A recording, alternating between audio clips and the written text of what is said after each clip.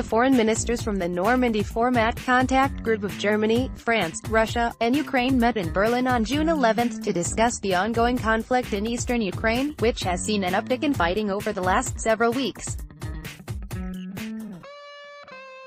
The June 11 meeting in the German capital was the first of its kind in over 16 months for the foreign ministers of the Normandy Format, which first met on June 6, 2014 while on the sidelines of the 70th anniversary of the D-Day Allied landings in Normandy.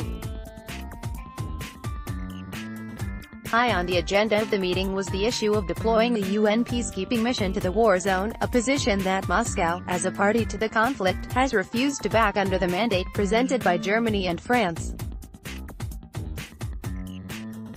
Both Paris and Berlin want UN troops to be deployed in all areas controlled by Russia's armed forces and its local pro-Moscow separatist allies.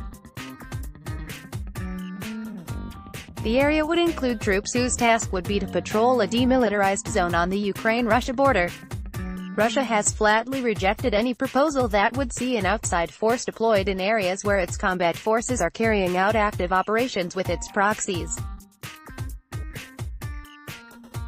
In an interview ahead of the meeting on June 11, German Foreign Minister Heiko Maas told local Daily Bild that he had no expectations that reviving the stalled peace talks aimed at ending the four-year-old conflict would be easy, adding, "The differing interests and concerns of Ukraine and Russia are far apart in many areas." Maas later told reporters at the close of the meeting that the deployment of UN peacekeepers to the region would be an appropriate measure to ensure that the Minsk Accords can finally be implemented with the help of the United Nations. Nearly 10,500 people have been killed and more than 1 million people displaced from their homes since war erupted in Ukraine's eastern Donbass region in April 2014. Multiple efforts to implement a ceasefire have largely failed.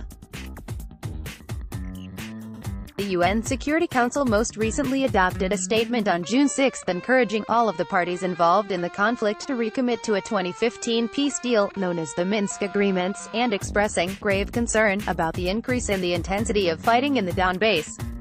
All 15 Security Council members, including Russia, have agreed to back a presidential initiative put forth by France and Germany in January 2017.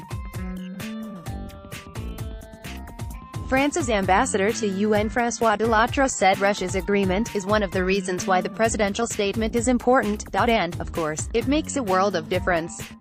The 2015 peace agreement, signed in the Belarusian capital of Minsk, has helped reduce hostilities, but the civilian death toll in the conflict has now exceeded 2,700, with as many as 9,000 injured, according to the Office of the UN High Commissioner for Human Rights.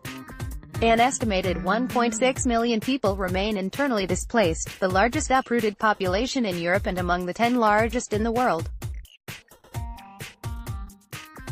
Over 500,000 civilians live within 5 kilometers of the 457-kilometer line that divides the opposing forces in eastern Ukraine, subjected to shelling, gunfire, landmines, and unexploded ordnance.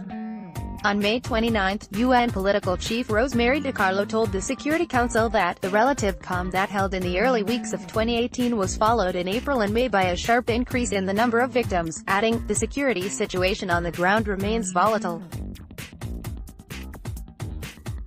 The killing, destruction, and immense suffering continues and eastern Ukraine is facing a serious humanitarian crisis."